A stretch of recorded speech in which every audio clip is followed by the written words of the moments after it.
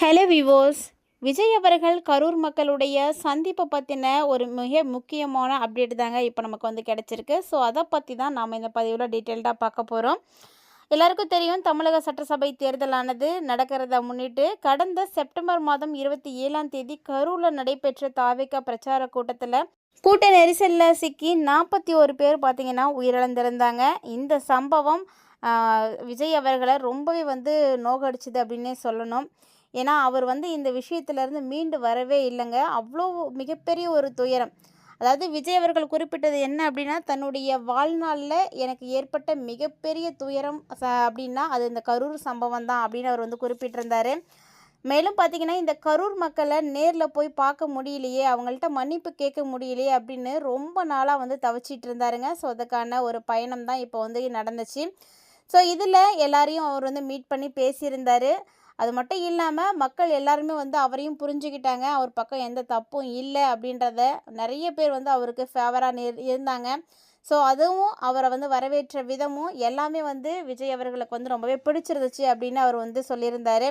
அது மட்டும் இல்லாமல் நடந்த சம்பவத்துக்கு நான் மனசார மன்னிப்பு கேட்டுக்கிறேன் அப்படின்னு மக்கள் மத்தியில் அவர் வந்து ஓப்பனாகவே வந்து மன்னிப்பு கேட்டிருந்தார்.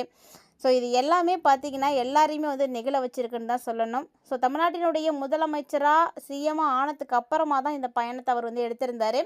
ஏன்னா முன்னாடி வந்து அவரால் அங்கே போக முடியல. அவர் போகணும்னு நினச்சப்போ கூட அவரால் வந்து போக முடியல. ஒரு சில காரணங்களால் அவரால் அந்த இடத்துக்கு போய் மக்களை வந்து பார்க்க முடியல. இருந்தாலும் என்னதான் அவர் வெற்றி பெற்று தமிழ்நாட்டினுடைய முதலமைச்சராக பதவியேற்று முதலமைச்சர் சீட்டில் இருந்தாலுமே கூட அவருக்கு இந்த ஒரு விஷயம் பார்த்திங்கன்னா மனசில் உறுத்திட்டே தான் இருந்திருக்கு. ஸோ நம்ம எப்போ போய் கரூர் மக்களை பார்க்க போகிறோம், எப்போ அவங்கள்ட்ட வந்து மனசார மன்னிப்பு கேட்க போகிறோம் அப்படின்னு. ஏன்னா அந்த சம்பவம் பார்த்திங்கன்னா எல்லாரையுமே வந்து ஒரு பரபரப்பில் ஏற்படுத்தின ஒரு சம்பவம். அதுலேருந்து விஜய் அவர்கள் மீண்டு வரத்துக்கே 1 மாதத்துக்கு மேலே ஆயிடுச்சு அப்படின்னு அவங்களுடைய பெற்றோர்கள் வந்து சொல்லியிருந்தாங்க. ஏன்னா அந்த அளவுக்கு அவர் அந்த சம்பவத்தில் வந்து உடஞ்சி போயிருந்தார். சரியாக சாப்பிடாம தூங்காமல் இத்தனை பேர் வந்து இறந்துட்டாங்களே அப்படின்ற ஒரு கஷ்டத்தில் தான் அவர் வந்து இருந்திருந்தார். ஸோ அதே மாதிரி அந்த கரூர் சம்பவம் பார்த்திங்கன்னா அவருடைய வாழ்க்கையில் ஒரு தீராத துயரம். அவர் அதை வந்து மறக்கவே மாட்டார் அப்படின்ற மாதிரிலாம் வந்து சொல்லிகிட்டு இருந்தாங்க. ஸோ அவங்களுடைய அப்பா அம்மாவும் அவங்களும் ஃபோன் பண்ணி நிறைய விஷயங்களை வந்து சொல்லியிருந்தாங்க. நிறைய பேட்டிகளில் கூட நம்ம அதெல்லாம் வந்து பார்த்துருந்தோம். அதாவது விஜயை பொறுத்த வரைக்கும் இந்த கரூர் சம்பவம் அப்படிங்கிறது அவருக்கு வந்து ரொம்ப ரொம்ப ஒரு துயர சம்பவம் தான். ஏன்னா அவர் எப்படி அவங்க தங்கை வந்து இறந்துட்டாங்க அப்படின்றது அவருடைய வாழ்க்கையில் ஒரு மிகப்பெரிய சம்பவமாக இருக்கோ, அதே மாதிரியே இந்த கரூர் சம்பவமும் அதுக்கு ஈக்குவலாக அவர் வந்து இந்த கரூர் சம்பவத்தை வந்து வச்சுருந்துருக்காருங்க. கிட்டத்தட்ட பார்த்திங்கன்னா 41 பேர், ஒருத்தர் 2 பேர்லாம் கிடையாதுங்க, 41 பேர். சாதாரண ஒரு விஷயமும் கிடையாது அது. ஸோ அவருக்கு வந்து அந்த நிம்மதியே வந்து இல்லாமல் தான் இருந்துச்சு. எப்போ இந்த 41 பேர் இறந்தாங்களோ அப்போலேருந்து அவருடைய மனசில் ஒரு நீங்காத ஒரு வலி, ஒரு வடு அப்படியே இருந்துகிட்டே தான் இருந்துச்சு. இப்போ போய் அந்த மக்களை மீட் பண்ணி பேசினதுக்கு அப்புறமா தான் அவருக்கு வந்து அந்த நிம்மதியை வந்து கிடச்சிருக்கு. உடனே பார்த்திங்கன்னா அவர் அந்த இடத்துல இருந்து அந்த ஒரு ஃபீலிங் கிடைச்ச உடனே அவங்க அப்பா அம்மாவுக்கு தான் ஃபோன் பண்ணியிருக்காரு. எனக்கு இப்போ தான் நிம்மதியாகவே இருக்குமா அப்படின்னு அவங்க அப்பா அம்மாட்ட பேசியிருக்காங்க. ஸோ இந்த ஒரு விஷயம் நடந்திருக்கு அப்படின்றது தான் இப்போ வந்து சமூக வலைத்தளங்களில் ரொம்பவே வைரலாக வந்து பரவிட்டு இருக்குது அப்படின்னு சொல்லணும். அது மட்டும் இல்லாமல் அந்த 41 பேருடைய குடும்பத்திற்கு கண்டிப்பாக வந்து நான் வேலை கொடுக்குறேன் அப்படின்ற மாதிரி அவர் வந்து சொல்லியிருந்தார். ஸோ அதுக்கான ப்ராசஸ் வந்து அவர் முதலமைச்சர் ஆனதுக்கு அப்புறமும் இது வரைக்கும் நடக்காமல் இருந்துச்சு. ஆனால் இப்போ பார்த்திங்கன்னா அந்த 41 பேருடைய குடும்பத்தில் இருக்கக்கூடியவர்களுக்கும் அவங்களுடைய தகுதிக்கேற்ற அளவுக்கு வேலைகள் வந்து கொடுத்துருக்காரு. ஸோ அரசாங்க ரீதியாக அந்த வேலை வந்து கொடுத்துருந்தாரு. அதுக்கு முன்னாடியே பார்த்திங்கன்னா உயிரிழந்தவங்களுடைய குடும்பத்துக்கு அரசு சார்பில் வந்து 10 லட்சமும் தாவேகா சார்பில் 20 லட்சமும் வந்து இழப்பீடு கொடுத்துருந்தாங்க. இருந்தாலும் இப்போ பார்த்திங்கன்னா அவங்க எல்லாருக்குமே வந்து வேலை வாய்ப்புகளும் வந்து கொடுக்கப்பட்டிருக்குங்க. அதனுடைய தொடர்ச்சியாக தான் அந்த உயிரிழந்தவர்களுடைய குடும்பத்திற்கு கருணை அடிப்படையில் அரசு வேலை வழங்குவதற்காக முதலமைச்சர் ஜோசப் விஜய் வந்து கரூர் போயிருக்காரு. ஸோ இதுக்கிடையில் உயிரிழந்தவங்க குடும்பத்தாருக்கு அரசு வேலை வழங்கக்கூடாது அப்படின்னு கூட ஹைகோர்ட்டில் வந்து மதுரை கிளையில் ஒரு சில வழக்குகள்லாம் தொடரப்பட்டிருந்துச்சு.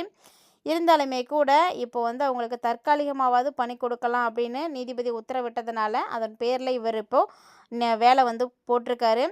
இந்த சம்பவம் எங்கே நடந்துச்சு அப்படின்னு பார்த்தீங்கன்னா கரூரில் இருக்கக்கூடிய அட்லஸ் அரங்கத்து நிகழ்ச்சியில் தாங்க தொடங்குனுச்சு. ஸோ திருச்சி விமான நிலையத்திலேருந்து கரூருக்கு காரில் தான் வந்து முதலமைச்சர் விஜய் வந்து வந்திருந்தார். ஸோ வழி நெடுக்க பார்த்திங்கன்னா அவருக்கு உற்சாக வரவேற்பு வந்து கிடச்சிச்சு. நிறைய தொண்டர்கள் இருந்தாங்க. ஸோ எல்லாருமே வந்து அவரை ரொம்ப வந்து சிறப்பாக வந்து வெல்கம் பண்ணியிருந்தாங்க. நிகழ்ச்சியில் கரூர் கூட்ட நெரிசலில் சிக்கி உயிரிழந்த அந்த 32 பேருடைய குடும்பத்துக்கு அவங்கவுங்களுடைய தகுதிக்கு ஏற்ற மாதிரி அரசு வேலைகள் வந்து கொடுத்துருந்தாரு. ஸோ இந்த பணி வந்து எல்லாருக்குமே வந்து ஒரு சந்தோஷத்தை வந்து கொடுத்துருது. ஒருத்தங்க வந்து எவ்வளோ தான் வந்து உயரத்துக்கு போனாலுமே கூட ஒரு சிலருடைய மனசளவில் ஏற்பட்ட காயங்கள் வலிகளை வந்து மறக்க முடியாது அப்படின்னு சொல்லுவாங்க இல்லையா? அப்படி ஒரு சம்பவம் தாங்க இந்த கரூர் சம்பவம்.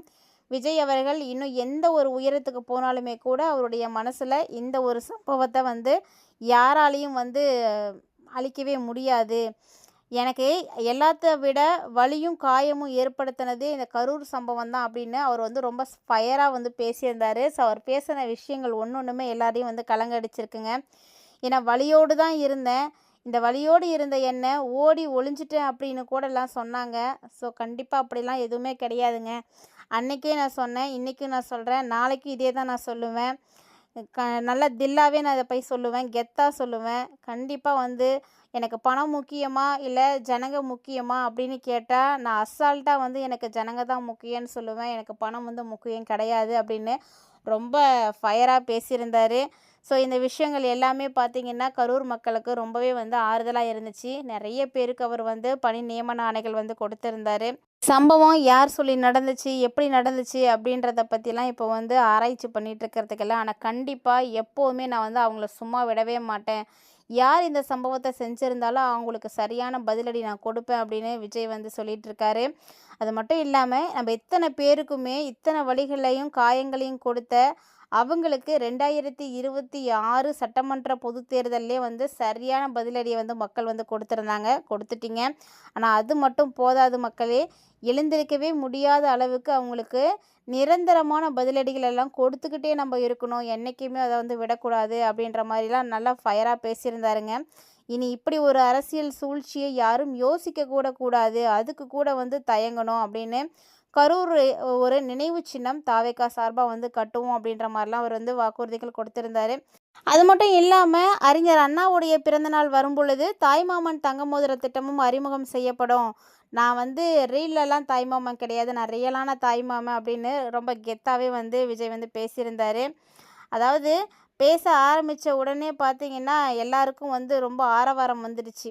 எல்லாத்த விட விஜய் அவர்களுக்கு இப்போ தாங்க நிம்மதியாக வந்து கிடச்சிருக்குன்னு சொல்லணும். ஸோ எவ்வளோ கஷ்டங்கள், எவ்வளோ துயரங்கள் வாழ்க்கையில் வந்து எல்லாருமே வந்து வலிகளை அனுபவித்து காயங்கள் பட்டு தான் வந்து முன்னேற்றம் அடைஞ்சிருப்பாங்க. ஸோ அப்படி தான் விஜயும் எல்லா கஷ்டங்களும் பார்த்துட்டு தான் வந்திருக்காரு. இந்த கரூர் சம்பவத்தை பற்றி நீங்கள் என்ன நினைக்கிறீங்க? விஜய் அவர்களுடைய ஃபயரான ஸ்பீச் எப்படி இருந்துச்சு அப்படின்றத பற்றிலாம் நீங்கள் என்ன நினைக்கிறீங்கன்னு மறக்காமல் கமெண்ட் பாக்ஸில் வந்து கமெண்ட் பண்ணுங்கள். மேலும் உங்களுக்கு தமிழ்நாட்டினுடைய முதலமைச்சர் சிஎம் ஜோசப் விஜய் அவர்களை பிடிக்குன்னா மறக்காம வீடியோக்கு ஒரு லைக் பண்ணிக்கோங்க. மீண்டும் மற்றும் ஒரு சுவாரஸ்யமான அப்டேட்டில் சந்திக்கலாம்.